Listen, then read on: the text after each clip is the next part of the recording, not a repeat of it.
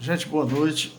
Vou aproveitar aqui o comentário de hoje. Eu vou aproveitar um conceito do livro aqui do Norberto, do Modesto Cavalhosa, que é da Cleptocracia à Democracia, que é a capa do livro. Então vamos lá. Política como ela é, gente. Política como ela é aqui nesse grupo. Eu gostaria demais de ser otimista, mas para ser otimista tem que desconsiderar tudo que a gente tem na experiência e tudo que a gente lê, né? E não é possível. Então veja bem, política como ela é. No livro da Cleptocracia à Democracia, em 2019, o jurista, professor Modesto Cavalhosa, ele fala o seguinte, que hoje ele dá esse dado, que no STF, no Supremo Tribunal Federal, que eu vou aqui bater na madeira, por citar esse nome, na minha casa, ele hoje tem 457 processos de corrupção de políticos. Os processos em razão de corrupção praticada por políticos que têm foro privilegiado no STF. Historicamente, isso nunca deu uma condenação e nunca gerou a prisão, a efetiva punição, reprimenda de nenhum desses réus. Então veja bem, senhores e senhoras, 457 processos. Por conta dessa excrescência de o poderoso ter foro privilegiado no tribunal, que foi feito nesse viés, essa norma foi feita específica para eles, para a proteção deles, para a imunidade criminal deles. Então, gente, vamos imaginar só os membros do Congresso Nacional que tem foro privilegiado no STF. Vou focar só nesse ponto. Claro que tem mais gente, tem mais autoridades, mas eu vou focar aqui neles. A Câmara dos Deputados é constituída por 513 deputados federais. E o Senado Federal é constituído por 81 senadores, 3 de cada unidade da federação. Então aí você já tem um universo enorme de pessoas que sabe o que o nosso sistema jurídico diz na prática, uma vez que eles não são julgados, condenados e nem respondem pelos seus delitos quando o processo corre no STF, eles são liberados para praticar o desvio que for. E olha que eles praticam mesmo. São 457 processos em andamento, que vão prescrever, mas não chega a um julgamento e condenação em tempo hábil. Então, gente, não dá para ser otimista diante disso. O mesmo autor, o Modesto Cavalhosa, diz que os donos do poder no Brasil efetivamente são os deputados federais e os senadores, os membros do Congresso Nacional. Esse conceito donos do poder remonta a um livro de mesmo título, Os Donos do Poder, de um escritor, também jurista, Raimundo Faoro. Mas que ele fala da questão do estamento burocrático. Então, de fato, o estamento burocrático, em todas as suas vertentes, é que quem acompanha política e administração pública, o sistema jurídico brasileiro, vai ver que eles é que mandam, comandam e determinam que todos os recursos corram para eles num país em que tem 54 milhões de pessoas na miséria, na pobreza. Outra coisa que a gente pode perceber e estarrecido é que o poderoso, o bandido, tem poder no Brasil. E tem poder político. E como ele tem poder político, ele faz as regras para sua proteção. A primeira coisa é o foro privilegiado no STF. Já está imune. Qualquer punição criminal, não importa que crime pratique.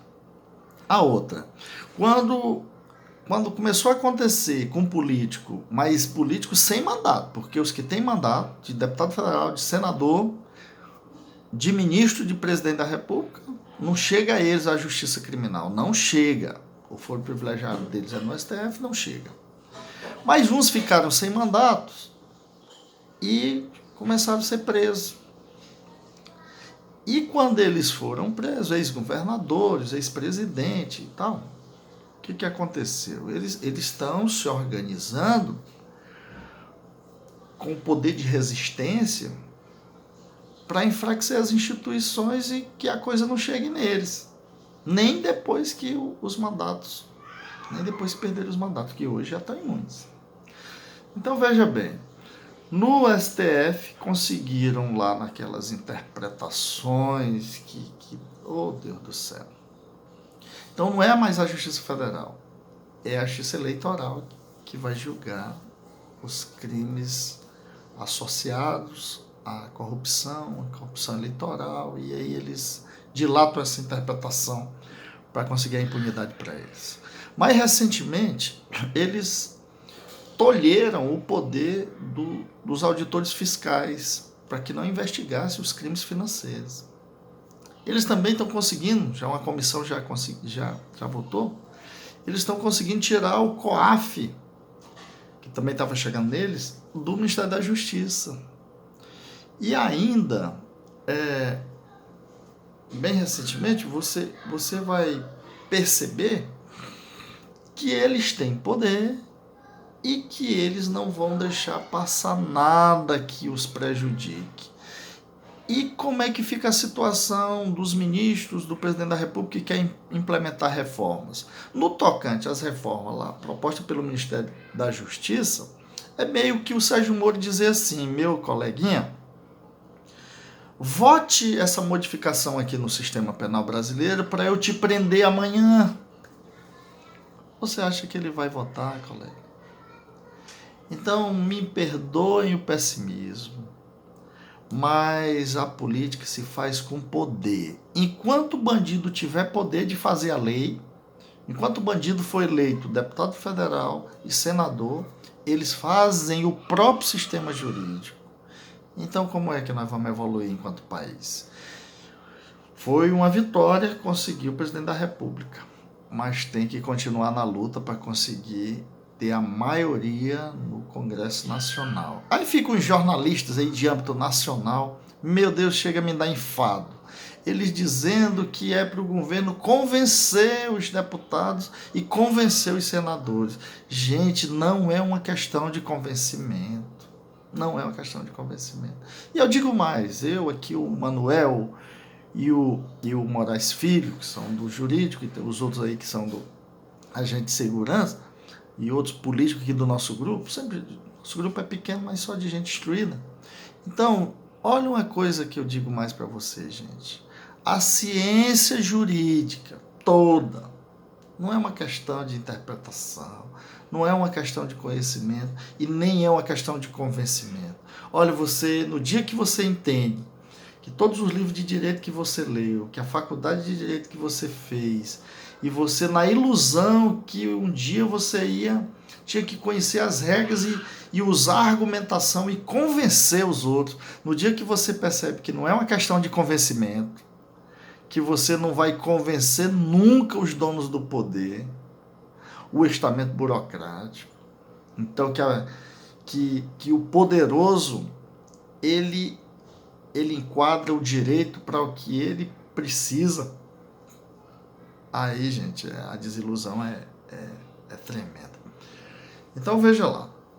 Outro dia eu falo de outra coisa mais otimista, mas hoje é essa, a política como ela é. Os poderosos estão no poder e fazendo as regras, e ainda tem muito infiltrados, que no caso do Congresso Nacional ainda é a maioria, de homens corruptos, de homens que querem fazer o Estado brasileiro funcionar em prol deles. E aí a população brasileira padece esse sofrimento. Mais de 54 milhões de pessoas bem pobres, na miséria, e um percentual mínimo usufruindo das riquezas da nação. Gente, boa noite, que Deus nos abençoe.